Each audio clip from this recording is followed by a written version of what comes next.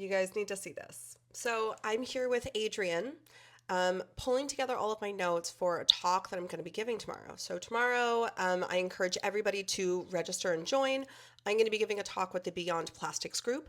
What I'm doing right now to prepare for that is I'm pulling together every single microplastic exposure study and what they found. So basically, those are the studies where they look in people's bodies and they find microplastics in human tissue. Then they analyze the results of how many microplastics were in their body and what, if any, correlations there were towards lifestyle behaviors and dietary habits. And guys, it's bonkers. It's everything that I talk about, but just seeing it here is really insane. So I'm just going to read. I'm going to try and really quickly go through some of these guys. The study revealed the ubiquitous presence of microplastics in food and water, with the lowest concentrations detected in rice and a generally higher concentration in meat dishes.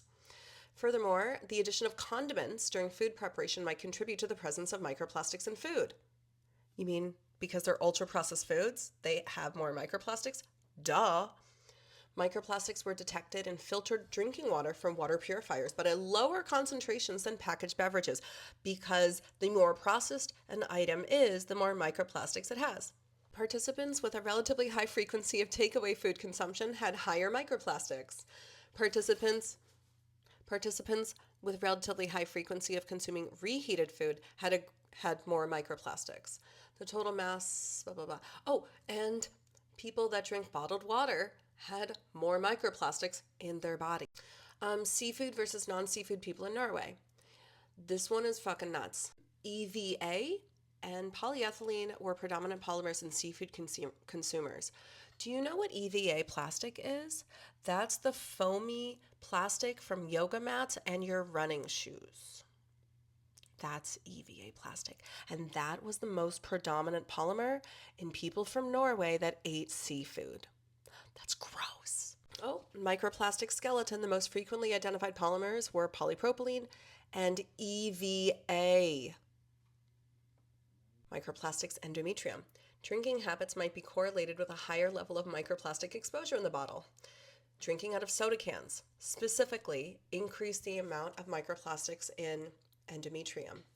Chewing gum was associated with microplastic exposure. The frequency with which patients consumed bottled water and beverages may also increase the abundance of microplastics. Furthermore, higher microplastic levels were associated with men, individuals living in urban areas, working indoors, and wearing masks. First identification of microplastics in human uterine fibroids and myometrium. A correlation was observed between elevated microplastic levels and frequent consumption of takeout meals and bottled water among patients. This is just a handful of them. I'm nowhere near done on this. And of course, this is what I've dedicated my entire channel for.